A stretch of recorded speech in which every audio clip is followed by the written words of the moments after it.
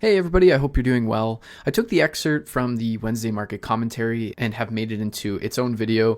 Had a couple people reach out to me asking if I could do that as I clarify the risk entry and the confirmation entry and the two entries within those price action models, just so that they're a little bit clearer. So I hope that this video is a great reference to understand the risk entry and to understand the confirmation entry and the process between the two. So let's jump into it. One thing I wanted to talk about, probably should have mentioned it in Aussie dollar, but it's really just on the entry models that I dropped, and really just, again, to say the point, I'm not very good at names, and it's kind of coming to that. So just wanted to quickly talk about the entry model. So say we have we'll call this a 4-hour point of interest, and we're waiting for price to come into that, and it does whatever it's doing, and it's starting to come up to it. If we are putting on a limit order on that 4-hour block with a stop loss around that 4-hour block and looking to trade that entry, this would be a pure risk entry. It's more of that set and forget style. We could refine this down to the 1 minute if we wanted to, but again, all we're really looking for is price to create a point of interest, come back, we set our limit order, and then price tags us in and continues or stops us out or whatever it does. But if we want to look at a confirmation entry, we'd have our 4-hour point of interest, and we'd be waiting for price to come back to it. And as soon as it taps into that, we would drop down to our execution time frame, whether it's a 15-minute, a 5-minute, a 1 minute, or anything like that. And we're waiting for price to tap into that and then break structure to the downside, which is in line with our bearish order block, our 4-hour point of interest. And basically we're presented with two entry opportunities.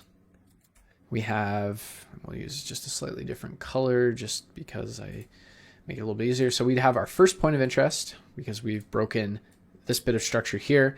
So we could look to take that entry. That would be entry number 1, as I was calling it a risk entry, but I think that there was a little bit of confusion in the risk entry, taking it on the 4-hour point of interest with the limit order and not using lower time frame, waiting for that break of structure and continuing.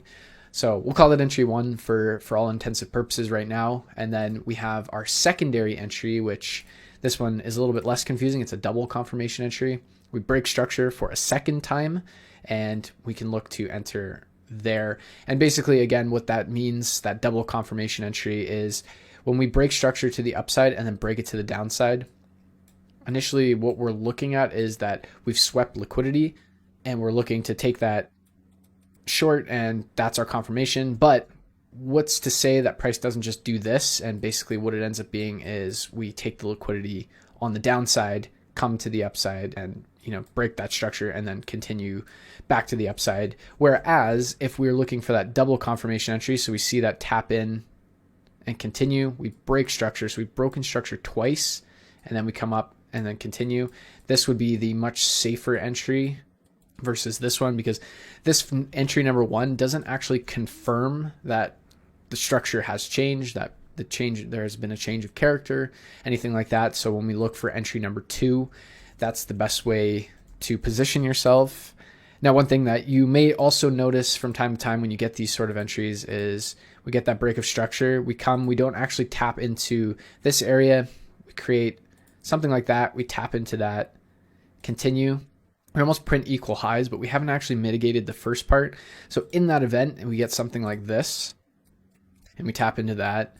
There's nothing wrong with taking this entry right here. So this one right here, because we broke structure here. That's straight. So our initial break of structure was here. We created this point of interest, but we didn't tap into it. We created this lower high, and then we broke structure. We've come in, we've tapped into that, mitigated that order block that was created from this reaction, and then continued. In this case, this would almost be our entry number 1, and then this would be our entry number 2. And the reason that this entry would still be viable and valid was because we have the liquidity that's resting above these two equal highs. More often than not, we have the imbalance as well. And similar to many other cases as well, we might even have, just draw this backwards, but something like that, where we have equal highs that get taken out, creates liquidity, comes to the downside, breaks structure.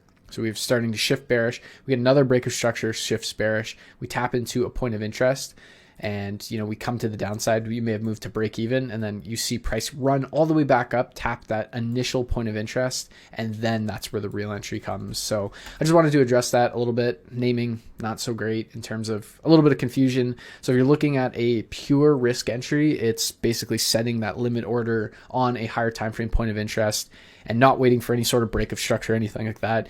Once you get that order block, you set your order and you just go with it. Really great for a set and forget style of trading and sort of approaching it that way. Whereas a confirmation entry is you start with a higher time frame order block and then you're waiting for price to come into that order block. Then you're waiting for price to switch trend and break structure in line with that order block, and then entering on the fractal order block within that higher time frame point of interest. And you have the first entry, which I have been calling the risk entry, but I think naming it something else might be a little bit better so it's not as confusing.